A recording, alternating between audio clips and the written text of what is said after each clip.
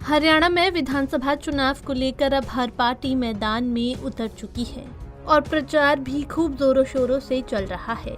अपनी पार्टी का प्रचार हो और दूसरों के लिए कुछ ना कहा जाए, ये तो हो ही नहीं सकता। ऐसा ही यमुनानगर में देखने को मिला, जहां जेजेपी के नेता अजय चौटाला कांग्रेस और भाजपा पर भड़ास निकालते हुए नजर आए।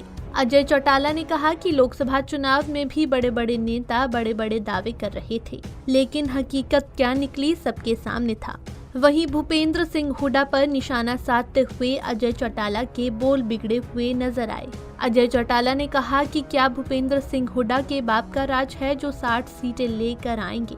वहीं अजय चौटाला ने देश के प्रधानमंत्री नरेंद्र मोदी पर भी तंज कसते हुए कहा कि वे भी 400 सीटों का दावा कर रहे थे। हालांकि उनके तो बाप का राज था, उनके हाथ में सब कुछ था, लेकिन भूपेंद्र सिंह हुड्डा राजीव गांधी के बेटे तक ही सीमित है और दावा 60 सीटें जीतने का कर रहे हैं।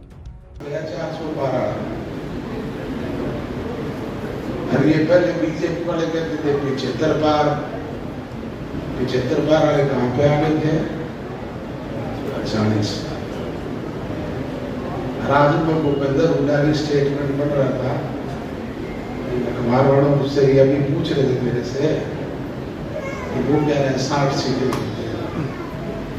कह रहे हैं कि तेरा बाप का राज है। प्रजातंत्र में लोगों के अधिकार है, वोट की ताकत उनके पास है। मिट्टी के चलने को अगर जनता चाहे तो आसमान का सितारा बना सकती है, और जनता चाहे तो आसमान के सितारे को मिट्टी का जर्रा बना सकती है।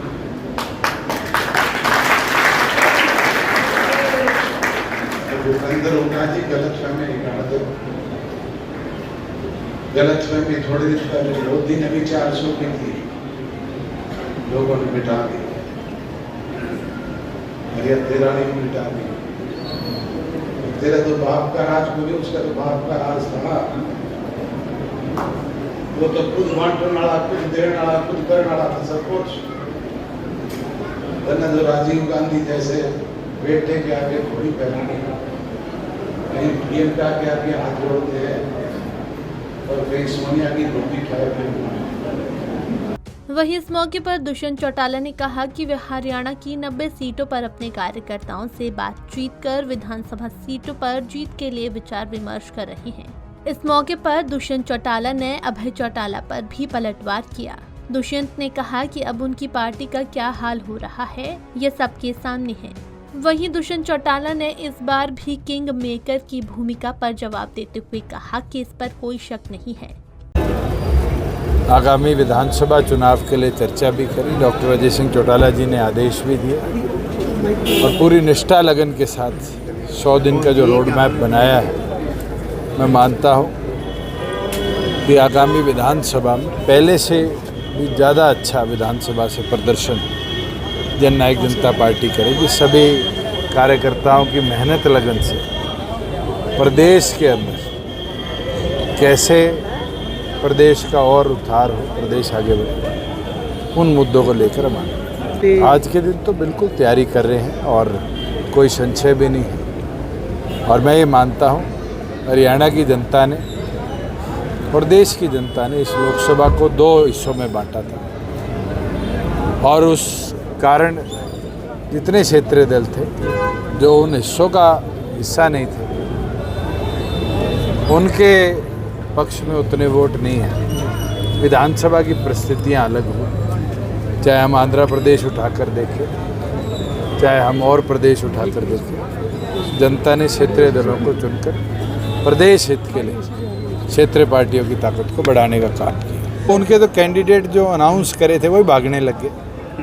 मुझे नहीं लगता उनको किसी और संगठन की तरफ देखना चाहिए। सबसे पहले अपने संगठन का आत्मचिंतन मंथन करना चाहिए।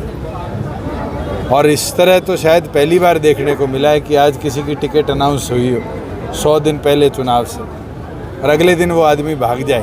ये तो संगठन की कमजोरी साफ दिखती है। सर, इस बार मुद्दे क्या रहेंगे? देखो, आज हरियाणा प्रदेश के अनेक मुद्दे हैं जिनको आने वाले दिनों में जन जागरण अभियान के तहत घर घर तक हम ले जाने का काम करेंगे, लड़ाई। किंग मेकर बनेगी सर क्या अपनी सरकार? कोई शक है? फिलहाल विधानसभा चुनाव को लेकर दुष्यंत चौटाला हर जगह अपने कार्यकर्ताओं से मिलकर पार्टी के लिए मजबूती से काम करने के लिए उन्हें आगे लाने की बात कह रही हैं। Bureau report, Punjab Kesari TV.